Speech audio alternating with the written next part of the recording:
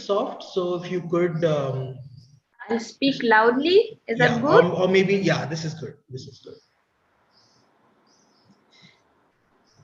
I will try to speak loudly and slowly. We're good. We can start this time. Okay, so today I'm going to speak about ecosystem services which are provided by biodiversity.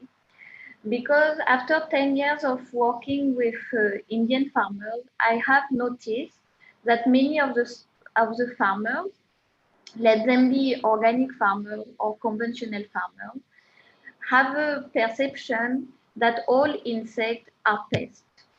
So, however, this is not the case. So today I would like to speak about the biodiversity and how all of these insects, also called arthropods, bring these eco-services to us. So first of all, I would like to just give you a quick definition of what is an ecosystem service. So ecosystem services are provided by organisms, guilds, or ecological communities, and they are essential for the well-being of human beings. They are also linked to sustainable agriculture. So there's different type of ecosystem services.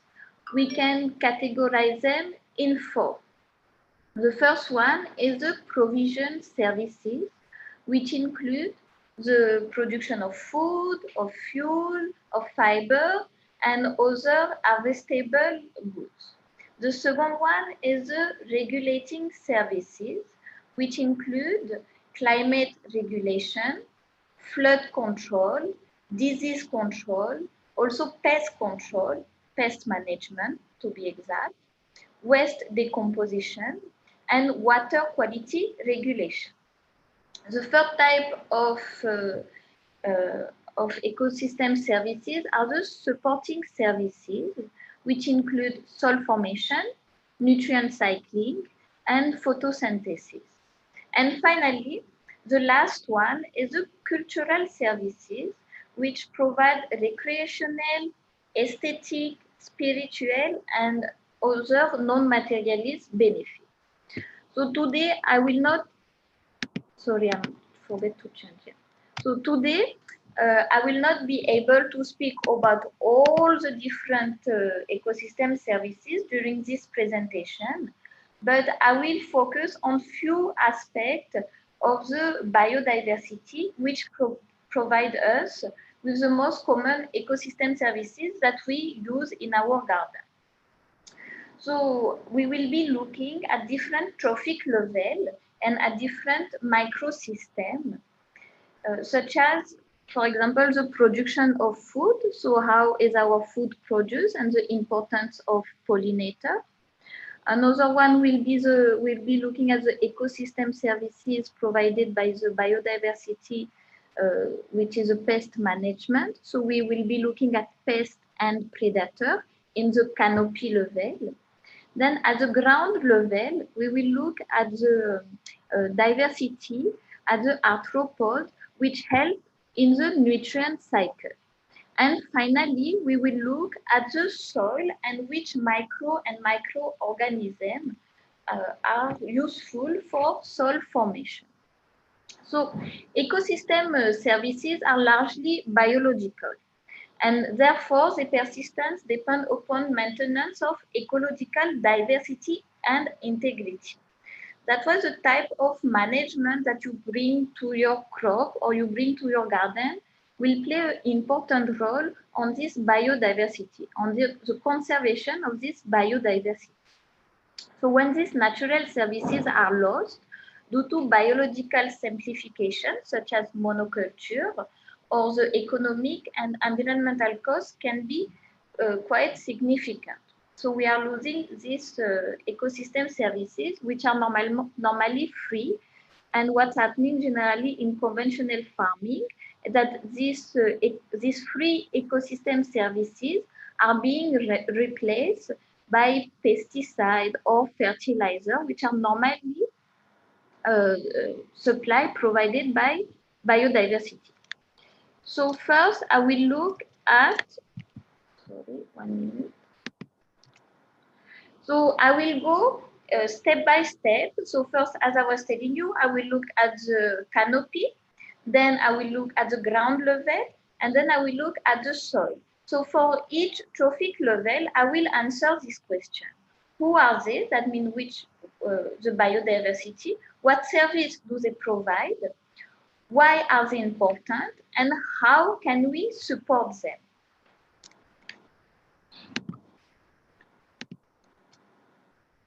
Okay.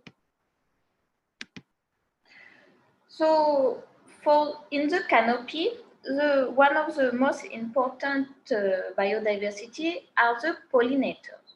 So when we think about pollinators, we always think mainly of honeybees.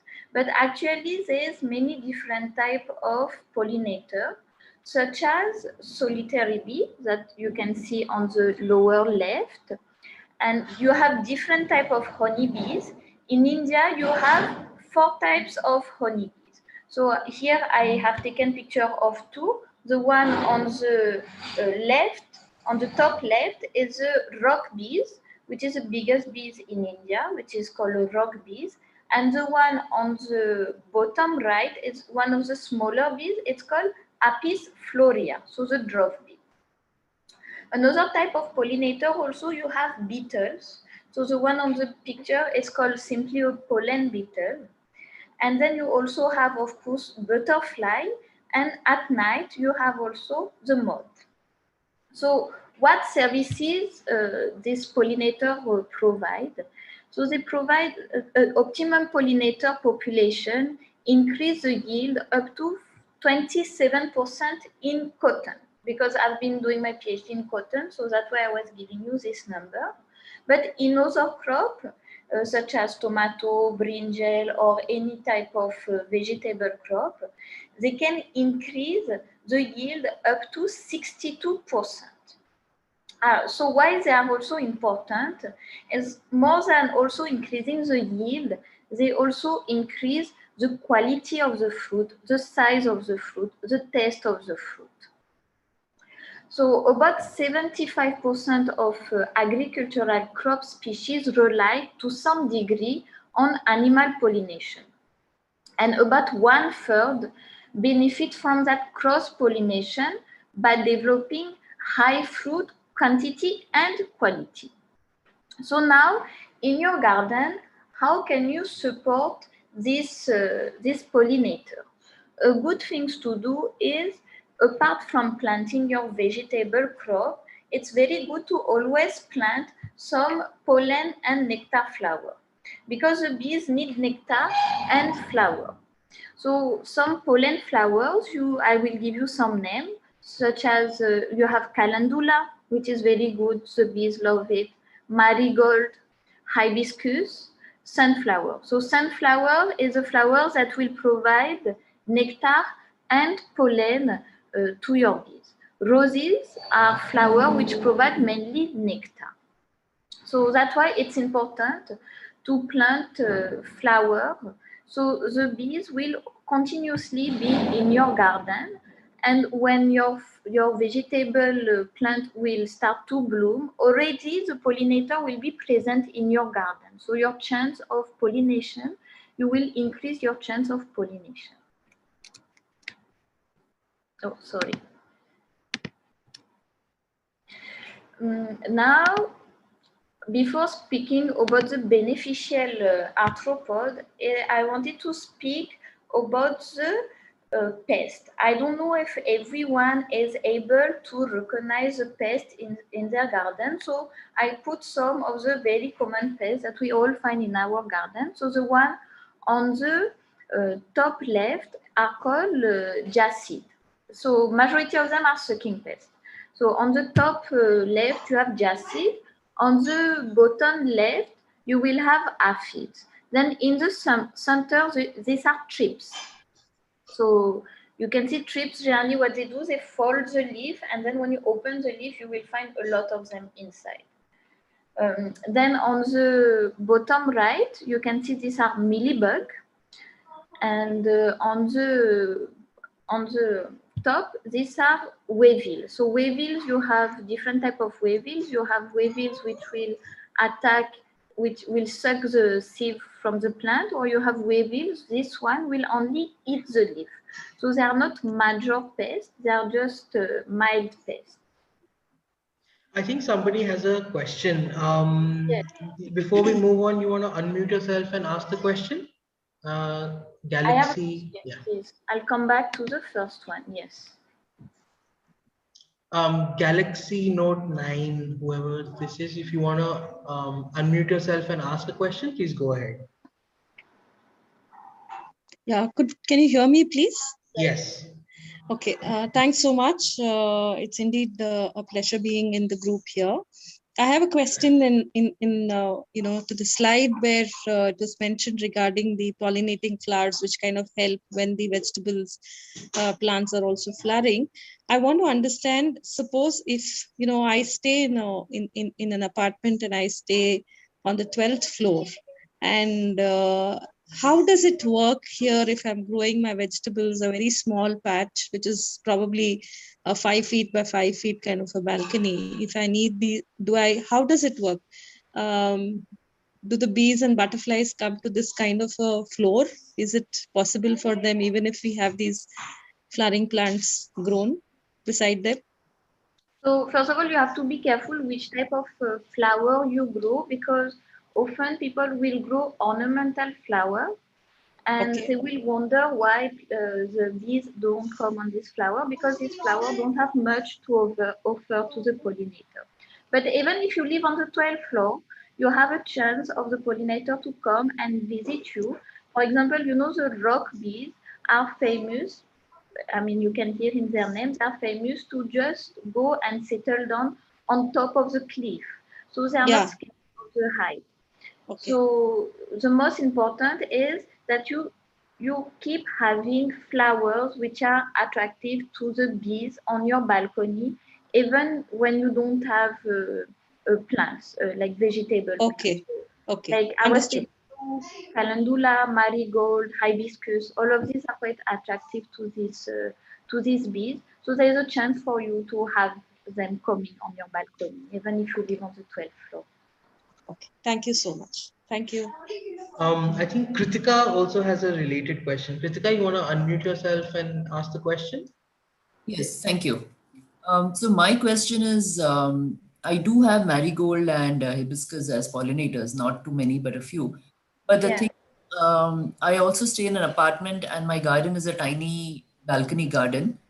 But I have this bird net to prevent pigeons from coming in. And the gaps are not too small. I mean, they are kind of enough for insects and bees. But is there something else I can plant or something else I can do to attract more pollinators? Yes, you can plant like if you have some net, what you can plant on your net are like this creeper. So like for example, blue peas is a very good one. The butterflies just love it. And What is the name of the creeper? blue peas. Sorry, I didn't get I can't hear you very clearly. Yeah, sorry. Can you repeat that? I'll type it into the chat box. Yeah. Blue peas. Should I just type it? Yeah, yeah. Blue peas. Oh, okay. So they grow very fast, and they grow in shade, and they grow in full sun, semi-shade. They are very easy to maintain, and they attract a lot of pollinators also. Okay, to summarize, it is blue peas, calendula, hibiscus, yes, and marigold. Marigold, sunflower, roses also. Roses also. Roses. Okay. Cool. Okay. Yeah. Made notes. Thank you. If anyone else doesn't have a question, maybe we can move on. Yeah, I think let's move on. Okay. So now that we have spoken about the pollinator, we are going this pest. Anyone has some question about the pest? So I'll just continue because the pests generally they go with the beneficial arthropod, which are the natural enemies. So I wanted to go with you through the natural enemies that you find in your crop, in your garden. So can you recognize them? I think you can recognize majority of them. So here you will see two type of ladybugs. And sorry, here you will see two type of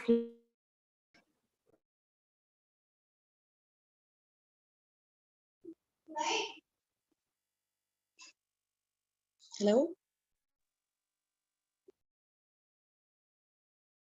I think we're having some connection issues. Just bear with us for a minute. We'll be back.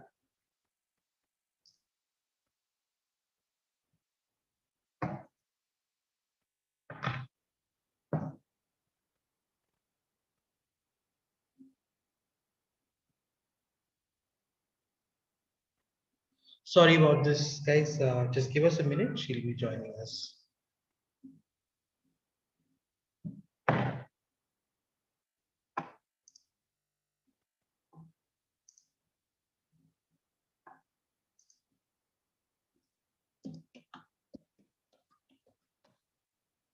Can you hear me? Yes, yes. We What can. happened? It got disconnected. Okay, Maybe you sorry. want to take it from the top. Your screen also you need to share again. Okay.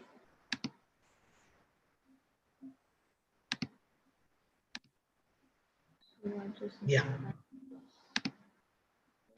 Chirag is asking about, can you send us the deck over email? Yes, we can do that. If you have registered for the thing and we have your email ID, we'll send it to you. Okay. So I was asking you, I was telling you, now we are looking at the natural enemies. So on the top here, you can see the ladybug.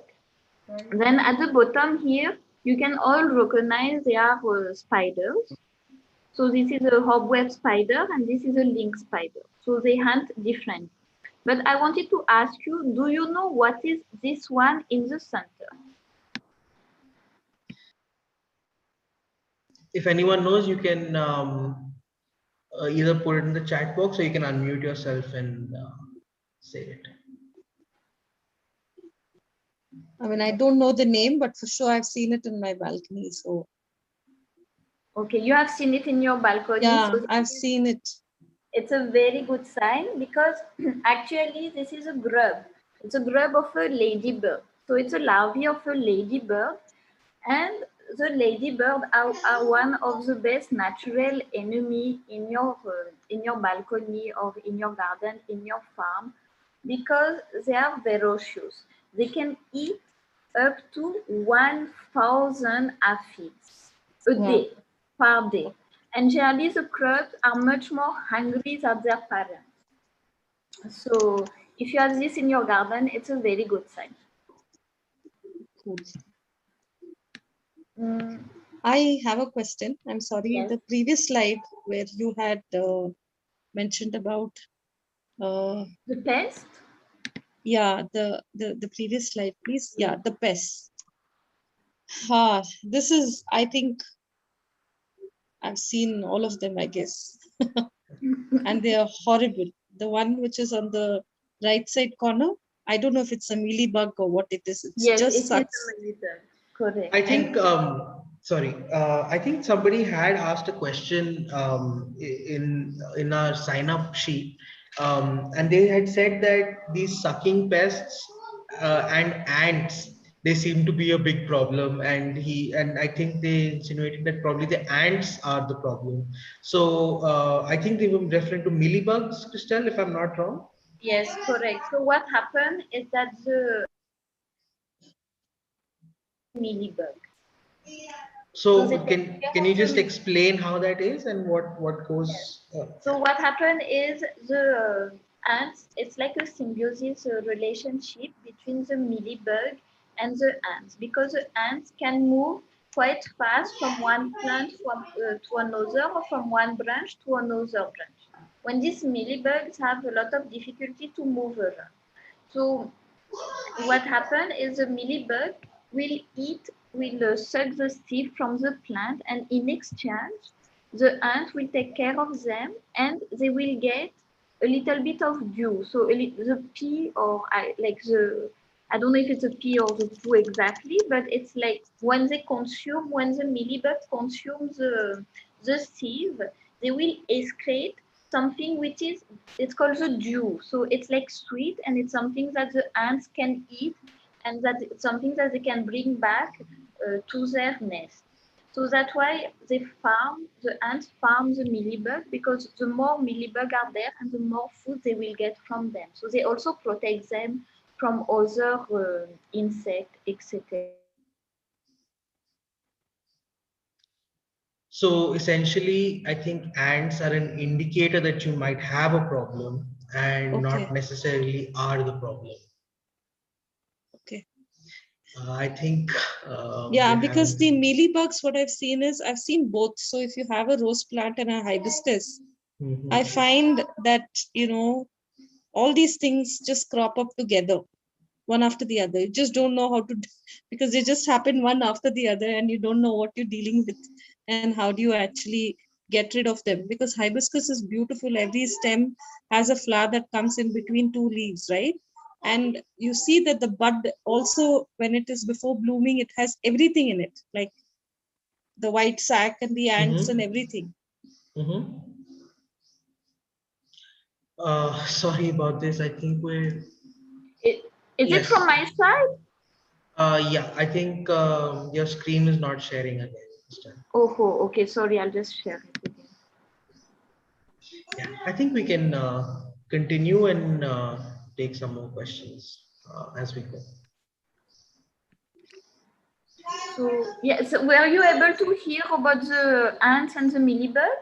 Yes. Yeah. Okay, great.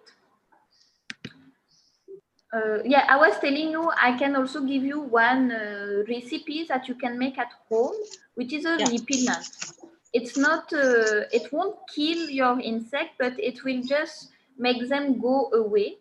So if it's just the start, the beginning of it. So it's called GOC. I don't know if you heard about this GOC, and it's very simple. It's garlic, onion, and chili. So green chili, red chili. And what you do, you take few cloves of garlic, one onion, 4 or 5 chili, put them in your mixie with a little bit of water. Just mix it properly, and then you just let it rest for 24 hours, ferment for 24 hours. Then you can sieve this, so you just collect the juice, and from this juice you use one ratio to 3 ratio of water, and you can apply it on your plant, and this will repel all of these insects, all of these pests. Okay. So I'm sorry, I didn't get, I kind of lost you in between. Garlic pods, onion, 4 to 5 chilies. You'll have to grind them and mix yes, it with water, but you'll have to yes. keep it for 24 hours, you said? Yes, you keep it for 24 hours minimum, 24 to 48 hours to Okay. ferment a little bit. Okay. Okay. And Then you when you're mixing water, just tell how much should you add? one small cup of water for 4 or 5 cloves of garlic, 1 onion, and 4 to 5 chili also. Just a Okay. small cup of water. Okay. And leave And it for 48 hours? yeah, leave it for 48 hours to ferment. Then you Okay. sieve it. And then you sieve it. Okay. When you sieve it, and then this mixture is very strong. So what you do, you take one portion of this mixture, you add 3 portions of water, Hmm. and you can spray it exactly where you see the pest, so directly on the pest, Okay. and generally they will just fall down or they will leave. Okay.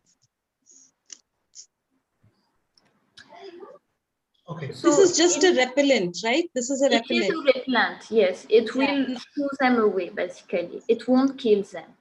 Okay. Now, if the garden or the balcony is just infested so much, I mean, right now I do have a Fungi a temple tree plant, which is so nice, which is kind of infected by this white thing. White, I don't even know what it is. It's right to the top.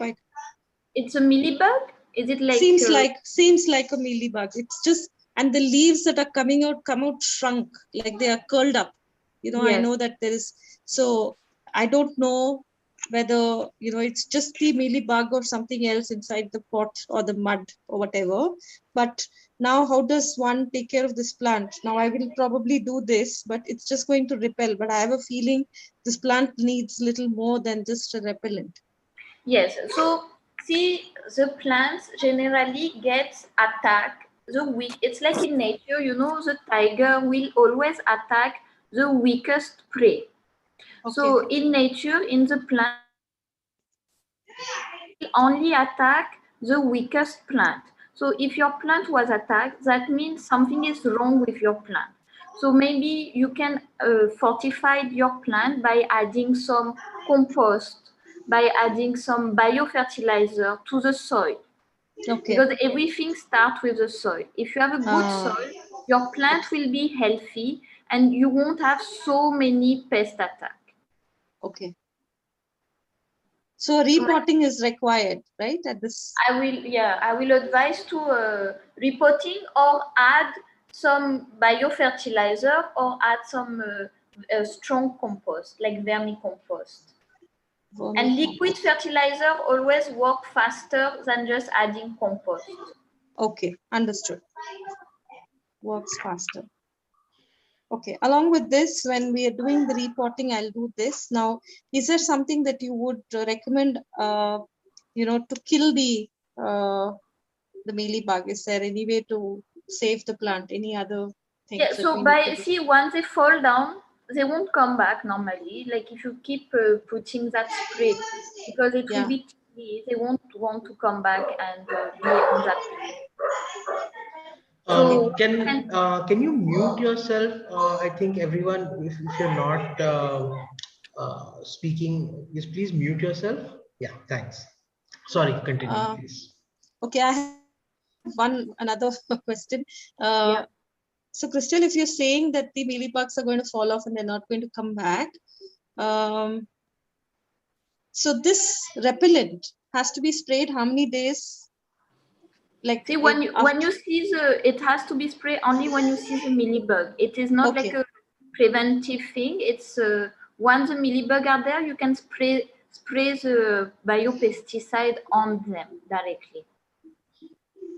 Okay. So we're getting a few more questions in the chat. Maybe we can take some of those, or do you want to move on and take them at the end, Crystal? Then you spray. Yes, yes, biopesticide. What to do is there's too many earthworms. So I will later speak about earthworms so I can answer this question. What about NCP for fortifying the soil? Probably soil means soil. The soil. NCP, I'm not sure what is NCP, to be honest. PK, do you know what is NCP? I'm NPK, not sure. Is it a chemical fertilizer? Well, probably that's not advisable if it is. Yeah, Bharati, maybe you can let us know what is the NCP. Yeah, Bharati, you want to unmute yourself and ask a question?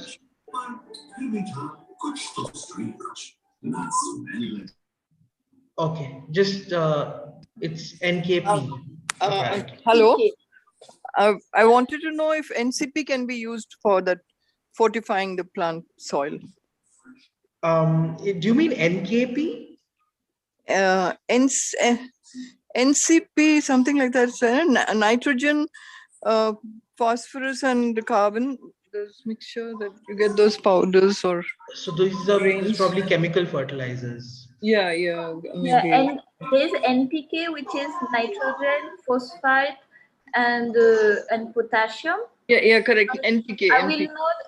I will not advise to use this chemical fertilizer because they are just a temporary solution, but they are not a solution on the long run for your soil to improve your soil. So Okay. I will So what do you also suggest? What is the alternative? so I will continue. Now I'm speaking about the canopy.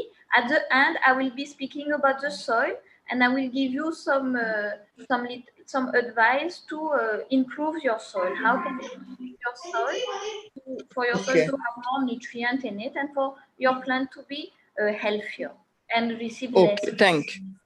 Yes, Okay, thank so you. everyone, if you have any more questions, do ask them in the chat box, and we'll get to them as and when it's appropriate. So, Crystal, you can go ahead. Okay. So also for the pest, I see someone is asking about the Neem liquid fertilizer. Neem liquid is so you have to. It's the Neem liquid is not a fertilizer. It's a biopesticide that you can also use while applying any biopesticide on your crop. So you don't have to use much. You can use only like 2 ml to 5 ml for 1 liter of water.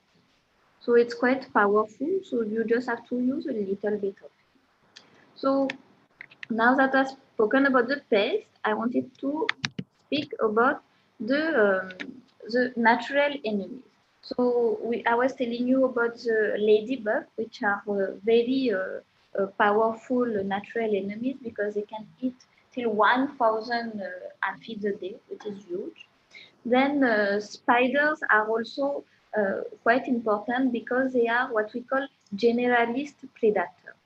So you have many different species of spiders and they have different technique for hunting. So for example, you have the most common one, which is the one when we think about a spider, we will always think about a spider with a web. So these are web spider, but actually only maybe 25 to 35% of spider build a web. The other one have different technique of hunting. So for example, on the bottom left, this spider, it's a link spider, and they hunt. They just race their prey and catch them. Then you have other spider like a crab spider. What they do, they camouflage. So often you will see the crab spider which wait on a flower, and they will have this beautiful color of the flower, and they just camouflage and they wait for the prey to come, and they have their leg in the front which are longer than every other leg. And when the prey come on the flower, they will just catch them and then eat them. So, and then you also have flies, which are very good natural enemy. So for example, on the top right, you can see a fly and which is mimicking a pollinator, which is mimicking a honeybee.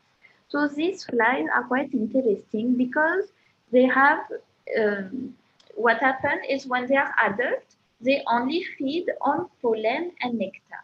But what is interesting is their larvae, because their larvae are predators and they only eat pests, such as sucking pests, such as small ones, which are aphid and diacid. And another one, which I find very, very interesting, is the flies that you can see on the bottom right. And these are called long-legged fly. And often you will see them in your garden. Next time, please do look and you will notice them because they have this metallic blue greenish color and very long leg. And so you have different species of this fly, and some are just predators, so they will just eat insects, any type of insect, generally small sucking pests. And some of the species, one species are parasitoid. So what is a parasitoid? Is basically they are parasites of a pest. So what they do, the adult will lay their egg inside the pest, and when the egg will hatch, the small larvae inside will start feeding on the pest. So it's quite interesting. And you have also a lot of wasps. Often people think about wasps and always think, oh, these wasps, they are quite useless. But you have a lot of wasps also which are parasitoid. So that means they lay their egg in in pests directly, in pests which are alive. So then their larvae can feed on this pest. So uh, all of this biodiversity are important because they are all natural enemies. And if there's a right balance in the ecosystem, you should have enough predator and parasitoid to be able to maintain the population of your pest. Of course, you will always find pests in your crop. Its nature is like this. There is not only good, not only bad. It's a mix of everything, but you should find a right equilibrium. So generally, it's what happens when people start gardening. At the beginning, they will first, when they just start their garden, they will get a lot of pests. And years after years, they will see the improvement because generally the pests first come and then they are followed by their natural enemy.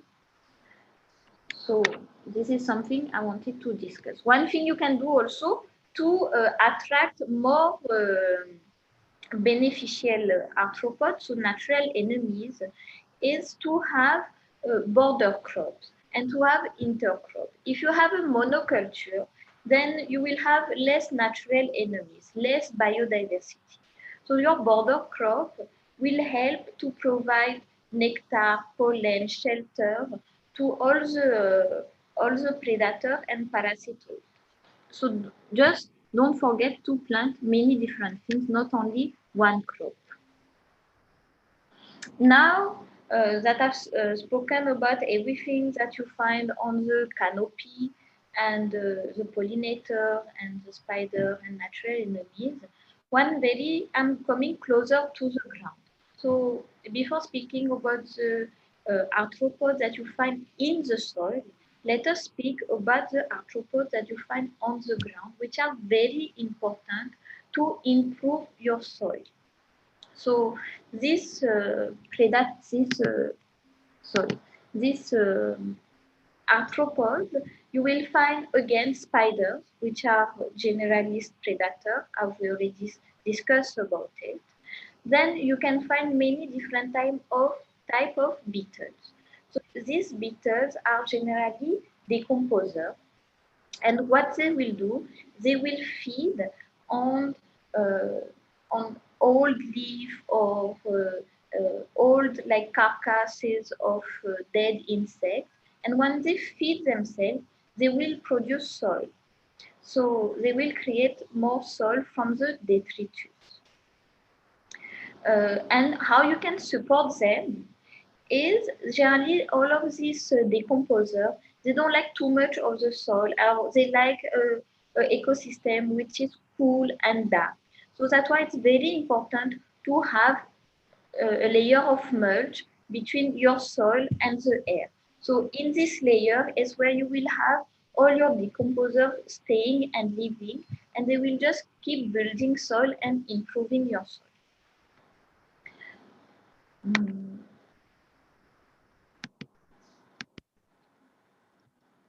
So finally, according to me, the most interesting ecosystem is the soil and what you find in your soil, which type of ecosystem services are there.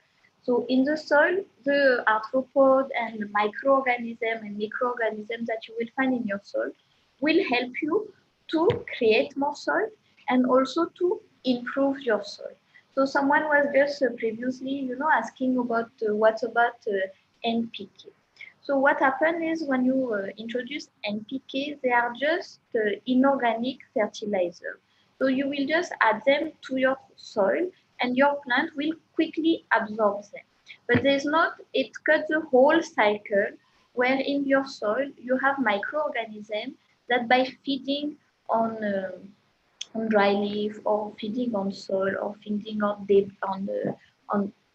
detritus, they will create all of these, they will produce all of these nutrients which are essential for your plant to grow healthy. One very important thing is fungi. So fungi here, you can see on the picture, I put a lot of picture of fungi and mycelium. So mycelium is a network of the soil. In in our world, we only have discovered around 300,000 fungi, but there's an estimation to have at least 1 million of fungi species. So they are really understudied.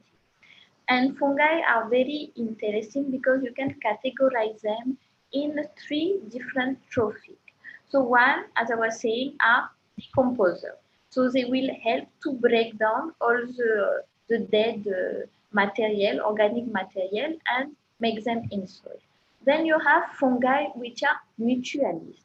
That means that they live in symbiosis with plants. So they live generally in the roots of the plants, and they help the plant to uh, to to um, to absorb nutrients. And in exchange, the plant gives them energy so that they can grow bigger. When you add NPK, you when you add NPK to your soil, you kill that connection. So you directly go from the nutrient to the plant, and you are forgetting the fungi. So you slowly kill the fungi, and then when you stop adding NPK, you will have killed your fungi, so your plant won't have any symbiosis, any partner to be able to absorb the nutrients which are available in the soil. So, and then I was telling you there's 3 types of fungi. One is decomposer, one is a mutualist, which helps the plant to get nutrients from the soil. And you have fungi also, they are not all beneficial. You have fungi which are pathogen. So pathogen doesn't mean bad. Pathogen can be a pathogen for a plant, but you also have fungi which are pathogen for other fungi. So in your soil, sometimes you will have wilt. So wilt, you will see your plant will start to just become drier and drier and drier. And what you can do, now research have studies has found that you have some species that you can add to some species of fungi that you can add to your soil to kill this fungi which is killing your plant. So I will give you the name maybe in the chat. You can find these fungi, you can buy them online directly and add them to your soil. So this one fungi which is quite famous, it's called Trichoderma viride, and you can buy it anywhere online. It's easily available. Then what you can do also to improve your soil is you can add some compost, obviously, but better than compost, you can add some biofertilizer, because the biofertilizer will directly go deeper into the soil. And another ecosystem, another type of biodiversity are earth forms. Earth forms are very important in your soil, and they are a very good indicator to tell you if your soil is healthy or not healthy. Someone was asking a question about what to do if there's too many earth forms. There's never too many earth forms. Having a lot of earth form means that your soil, thank you,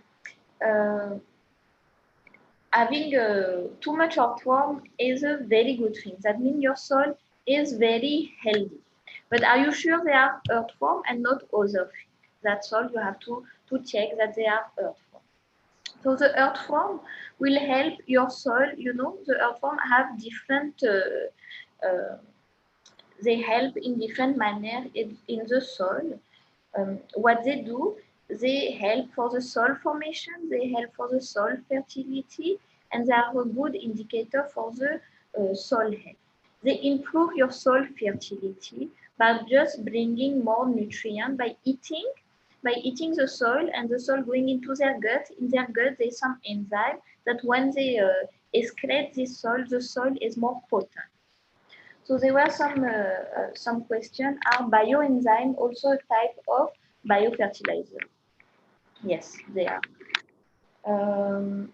They are actually. So in the fertilizer, in biofertilizer, you will find different microorganisms. So in microorganisms, you can have fungi, you can have like bacteria, you can have protozoa, you can have nematode, vertebrate, and invertebrate. So soil, when we speak about soil, soil is not only dirt. soil is a whole ecosystem by itself. And by keeping your soil healthy, you will be able to keep your plant healthy. And by keeping your plant healthy, you will have less pest problem. How to lose, someone is asking how to lose the soil without hurting the earth form. So what generally they advise is that when you lose your soil, do it from 0 to 10 centimeters. Don't try to go deeper than this. And generally, you just have to do it softly. And when the earthworm will see that you start losing the soil on the surface, they will just they won't just stay there. They will go a little bit below to protect themselves. So you should not be scared to if you want to lose your soil. You will not. You have to do it manually also, not on the machine. But always, yeah, it's many studies have shown that tillage is not good for the soil because you disturb the soil so much that you disturb like what happens. The fungi will create like all the mycelium will create a network, and when you break the soil, you break this connection. So it's not good to till your soil too much, but if you have to do it, just try to do it from 0 to 10 centimeters. No need to go below. So it depends what is the dilution ratio for bioenzyme for soil application. So it really depends on the bioenzyme that you are using. Some are stronger than other ones. So according to the bioenzyme that you use, the best is to ask from the person that you bought the bioenzyme from. They will be able to answer your question.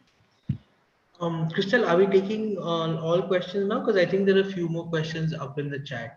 Yes, so that was my last slide actually, because we spoke about, we managed to speak about the canopy, we managed to speak about the ground level, and we managed to speak about the soil. So now I will just, if you have more questions, please write them in the chat. And in the meanwhile, I will answer the other question. I think Chirag Gupta has a question about curry. He has pest on his curry leaves. Just a second. On my curry leaves, I have one bug which is brown in color and sticks to the stem. Is it a pest or a fighter? Can you send me a picture? Then I will be able to tell you. But brown in color, yeah, if you can send us, you can take my email and you can send me a picture and I will be happy to identify it for you. I think Kritika is asking, how can we attract ladybugs to a balcony garden or any garden for that matter? Even my garden has no ladybugs. So the more diverse you have, like the more diversity you have in your garden, and the more chance you will be able to attract a range of predators. Not only ladybug, but you have also that even more varieties than the ladybug. You have the lacewing arthropod, and this one are green. They are very beautiful, very delicate. But even if they look very delicate, they are great predators. They are great natural enemies. So the most important, if you want to attract good beneficial arthropods, try to have flowers in your garden mix. Try to have herbs and vegetables. Don't have only one monoculture. If you only want to have a monoculture, try to have some border crop at least if you cannot do intercrop. And one thing is also to have mulch. Try to not have a barren soil, because if you merge, that means a lot of spider will be able to come and hide in between. And if you are able to attract these spiders also, they are super predators, like all of them. And any varieties, any specific variety of summer marigold to plant? No, I think you can plant, it's better maybe to plant the single marigold than the double marigold, because the single marigold, the insects, the pollinator have easy access to their pollen and their nectar. Sometimes the double marigold, they have less less pollen. So I will advise a single marigold. And can you please explain more about the border and intercrop?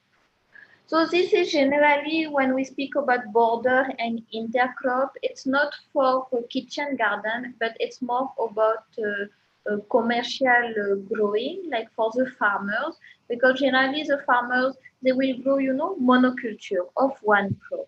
And it's very difficult to change the mind of people, like, to tell them, oh, now you have to start growing in between. If you start growing marigold, they will think also, if I lose one line of my crop and instead of I put marigold, I will lose money. So the best is, instead of doing it in the crop and for them to lose money, is where normally they were not going to plant anything on the side. It's in the border crop to plant like a variety of plant. Like when I was working in cotton, so that's what I've done my PhD in. For the border crop, we were advising the farmer, and this was in Madhya Pradesh. So it really depends on where you are based and of the climate. But there we were planting bindi, because bindi, that is okra. Okra are the same family than cotton. So what will happen is that the pest will be more attractive to the okra before being attractive to the cotton. And then we were planting also pigeon pea, because we noticed that it was attracted a lot of predators. It was a good refuge, what we call a refuge. And yeah, so it really depends on your location. But this is what I was, when I was speaking about border and intercrop, it's the more diversity you have and the better it will be. And then this border crop, they won't get disturbed, basically.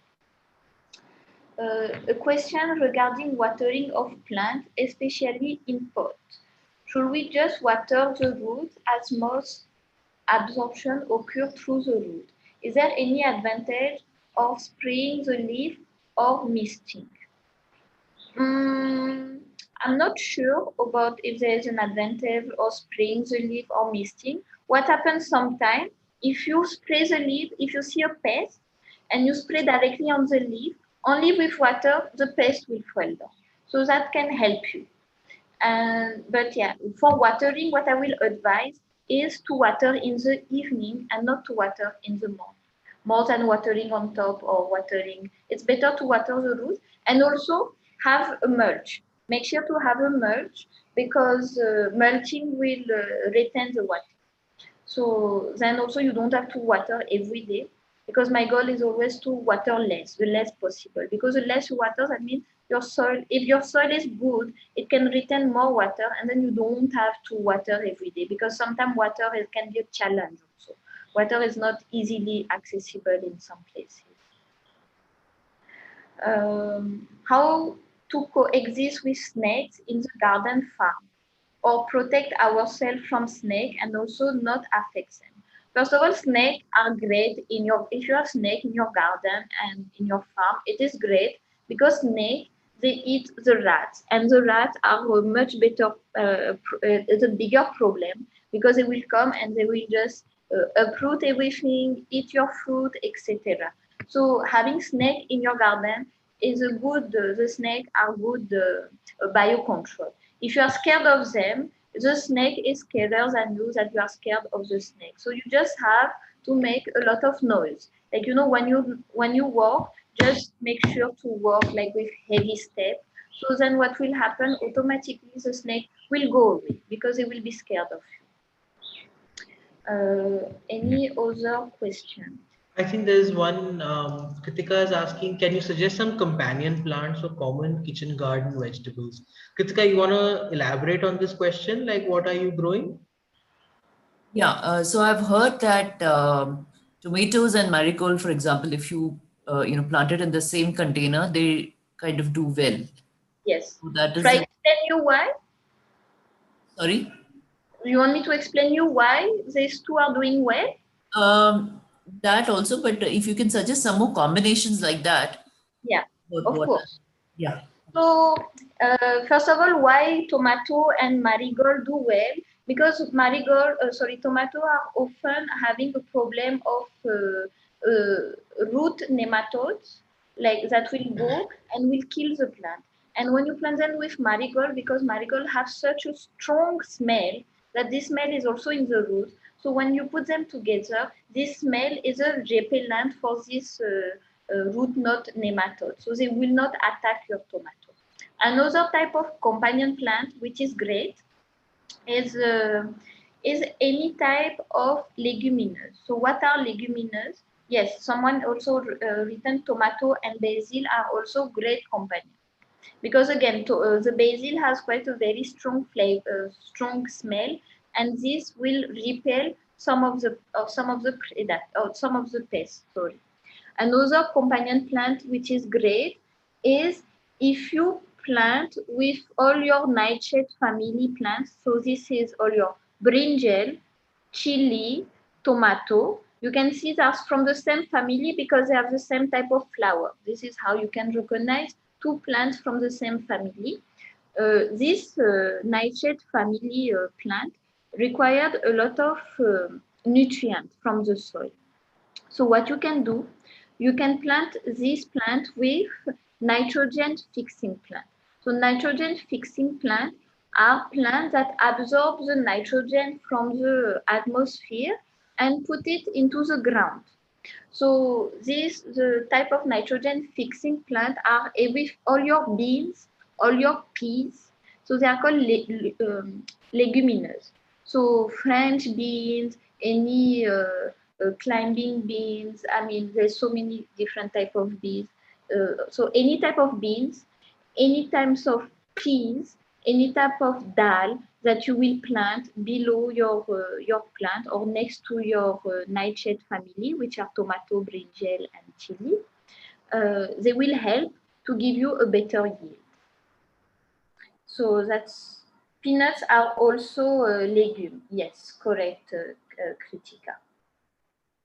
So you can plant them together. One thing you can do, if you have a small space and you live on the your kitchen is on your balcony, what you can do, you can have different canopy. So basically you plant your tomato will be quite high, and below your tomato, you plant methi. Methi is fenugreek, is also a great nitrogen fixing plant, and because it's only grow on the ground, it doesn't come up. So you have different layers. And this methi is like a natural, like it's a green mulch. That means it's a live mulch. So it will cover all your ground. So you don't have to mulch also. Any other question? There's one, how to increase growth of Bougainvillea? That I'm not sure because I have a suggestion actually, yes. Which I have learned. You can use coconut water, like tender coconut water. If you're using fresh coconut water, then it's 5 parts water to 1 part coconut water. And if it's like a little older, like you can store it and keep it, and if it's a little older, then it's 10 parts water to 1 part coconut water, and it's a good growth hormone for the plant. Okay.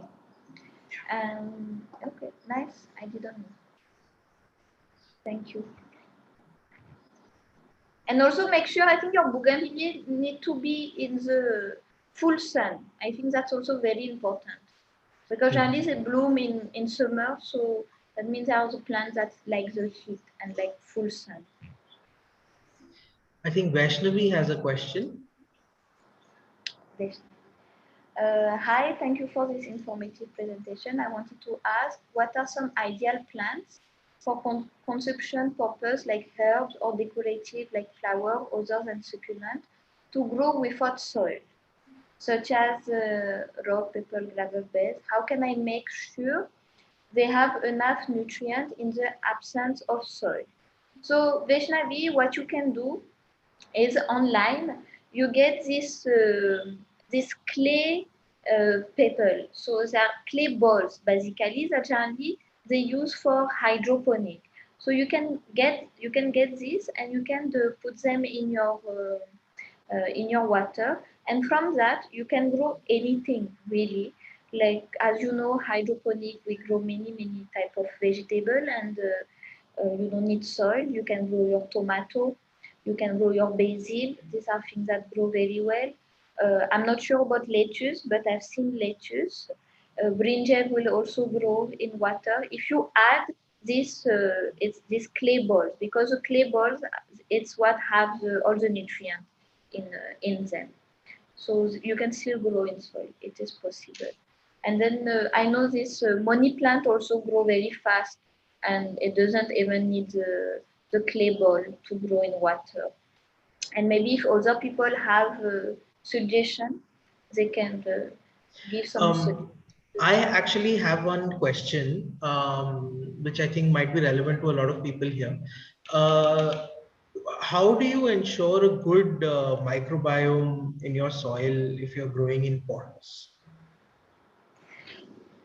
You have to keep feeding. You have to keep feeding your soil, and in pot, see the difficulty in pot is that generally in one pot you grow one plant. Plants like diversity in the soil. Microorganism likes to exchange, in between plants. So I will suggest in your in pot, if you cannot get a small pot, but try to get a little bit bigger pot where you can grow more than one plant, and plants which are companions. So for example, a bean and a tomato, a basil and a tomato, things like this. And then you have to keep adding biofertilizer, and you have to keep feeding your plant, because actually growing in a pot, it's much more stressful for a plant than growing into the soil. Someone is also suggesting that you should avoid plastic container. No, that is actually an interesting debate is going on. I don't know. Plastic containers or mud containers, pots basically. What do you suggest?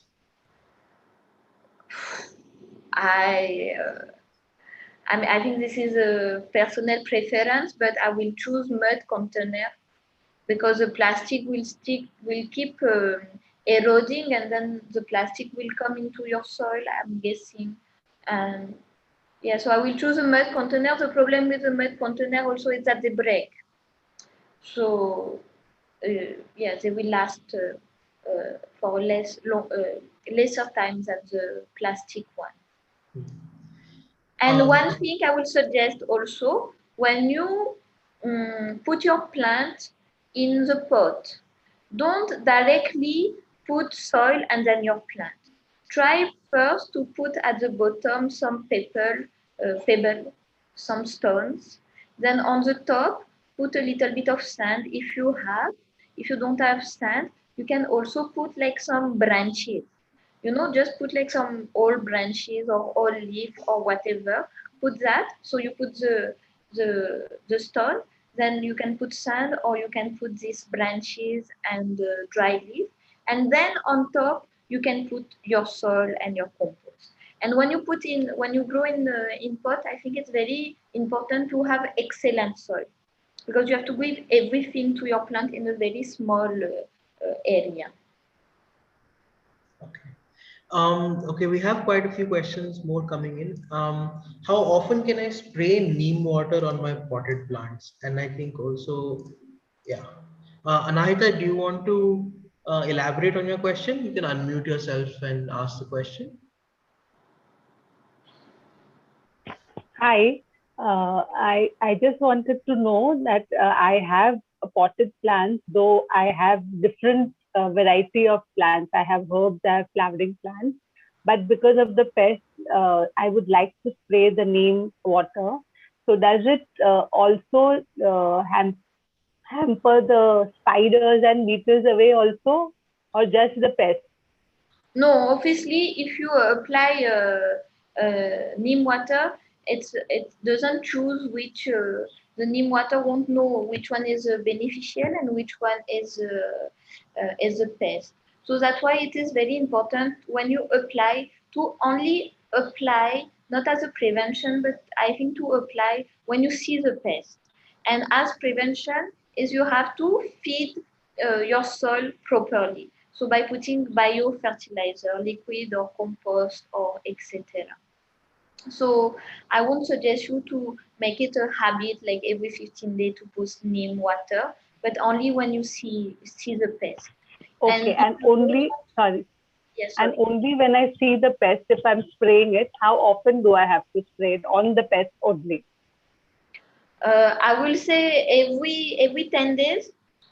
If it's quite intense, if you have a lot of pests, every 10 days, what you can do also is you can just, with the neem, you just, with some water pressure, you can just wash, because if it's in pot, you don't have too many of them. So you can just manually like remove them, or you can spray them with a powerful pressure spray, and the pest will, if they're sucking pests, they will just fall down.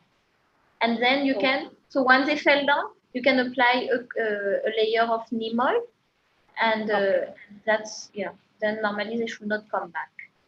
But remember, if you have pests, that you have to improve your soil. That means your plant is weak somehow. So you have to feed your plant more. Thank you. Amit has an interesting question. Is it advisable to save seeds from plants which are grown in pots? Amit, maybe you want to elaborate on your question or unmute yourself? Yeah, the seeds are the blueprints, right? Like they, like when a plant grows, it saves all the information about the climatic conditions that it faces and the soil conditions. So a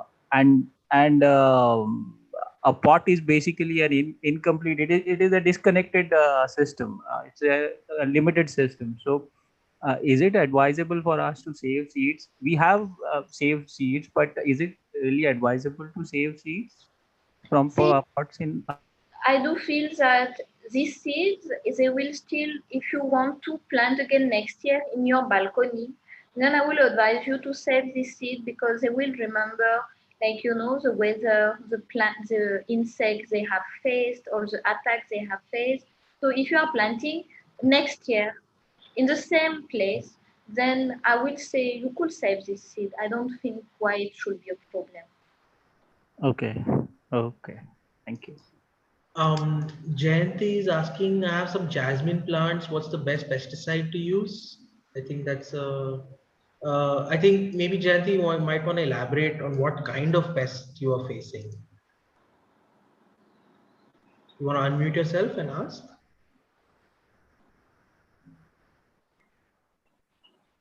Okay, we'll move. I think she's saying evidently leaves dried soon. Okay. Okay, maybe Jayanti, whenever you can come back. Yes, let us know. Yeah. So Vaishnavi is asking another question. Can I add eggshell to feed the soil for any plants? And are they better for only specific plant like tomato? So eggshell are actually a great source of calcium, like we know, the eggshell. And if you want, the calcium has an effect on the shape of your fruit. So any fruit that you add the eggshell, the calcium, will help to shape a nice fruit or a nice vegetable. And the best way to incorporate your eggshell is first you dry them in the sun. When you have enough of them, just put them in your mixie and reduce them in powder. Then if you reduce them in powder, you can just like, powder them around all your trees, and then every time you water, it will incorporate much faster, because you will have already broken the eggshell. So you just have to directly put that powder eggshell around your plant, and every time you water, that calcium will integrate into the soil, and then your plant will be able to absorb that calcium.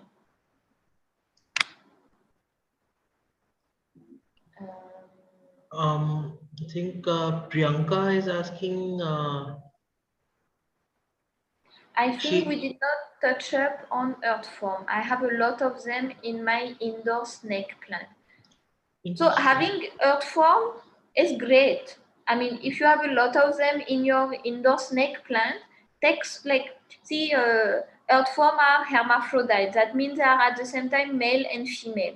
That means you just need to pick up 2 earthworm and they will give you some eggs and they will give you more earthworm. So what I will suggest, if you have so much earthworm in your snake plant, you can just take few of them and put them a little bit everywhere in every of your plot.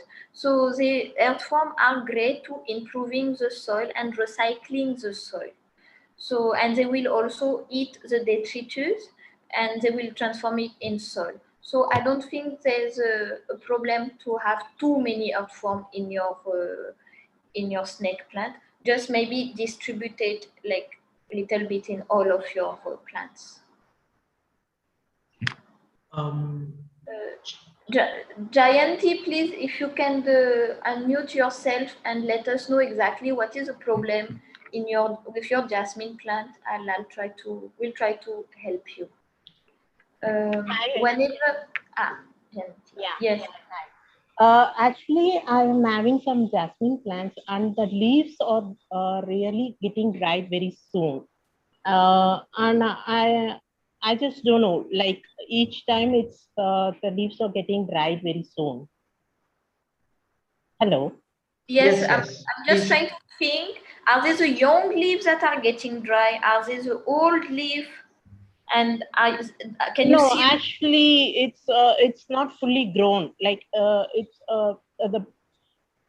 the starting point. The starting point itself, it's like dried or like it's turning the color and it's dried soon. Like. And do you have like insects on them on your jasmine plant? Yeah, I can see some spots, brown spots behind the leaves or in the stems and all. So it is not some insect, but that sounds like no. Fungi. It's a fungi attack. And generally, when you have a fungi problem, they enter from the soil. So from the soil of your jasmine. Okay. So maybe do you think you are watering too much your plant? Sometimes fungi attack because you water too much. Okay. Something. Then it could be. Yes. Can you help me like that? The way of watering the plants for that flowering plants, like you should only water. Like, do you have like a plate below your plant also? Yeah. Yes. Below the pot. So I will advise to only water when this pot is dry, when there's no more water in it. And to only water, your soil should be moist. It should not be wet. It should not be dry. So it should just be moist. So you can, like, when you put your finger into the pot, like the first centimeter, if it's dry, it's fine. But below that, it should be moist. Okay. This is when you know you have to water again. But make sure that once the water from the plate below is empty, only then you can water. Don't water too much. Okay. Yeah. Any specific thing for jasmine plants or something like? See, I'm not expert on jasmine, and even someone was asking about Bougainvillea. I don't know much about these plants, so I'm just telling you about generally what happened with fungi infection is because it's too wet. But then specifically about jasmine, maybe someone else could help, but on this I'm not sure. Okay, thank you. Thanks. Okay, so we are running out of time. I think we'll just take another question or two.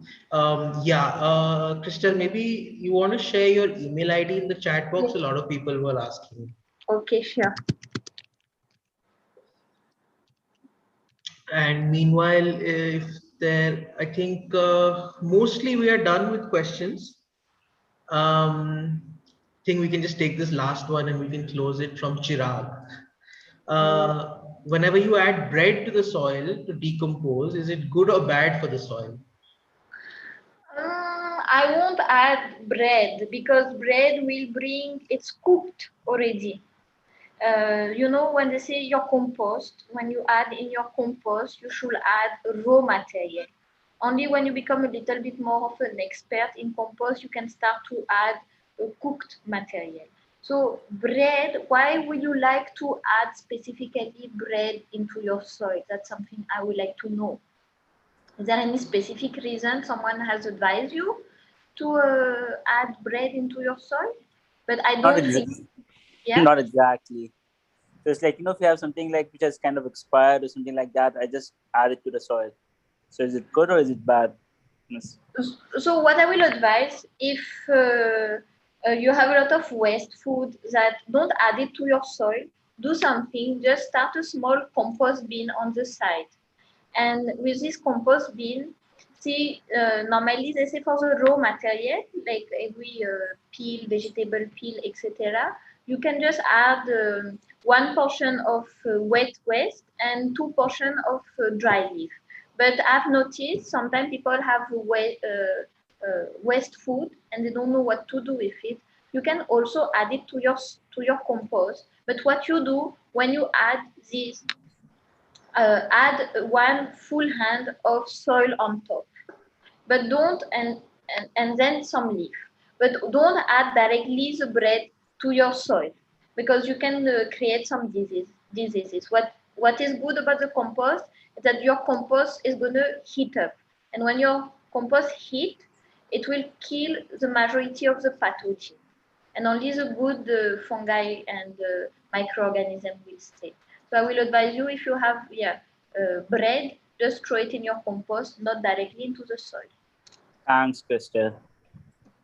Thank you. Okay, I think we'll end this here. I think this was a great session. Thank you so much, Crystal. Thank you everyone for participating. This was great. Yeah, and we will be sending out an email after this to everyone who has registered and the few people who shared their email IDs in the chat, with a summary where you can rewatch this video and we can share some additional info if required. And thank you everyone.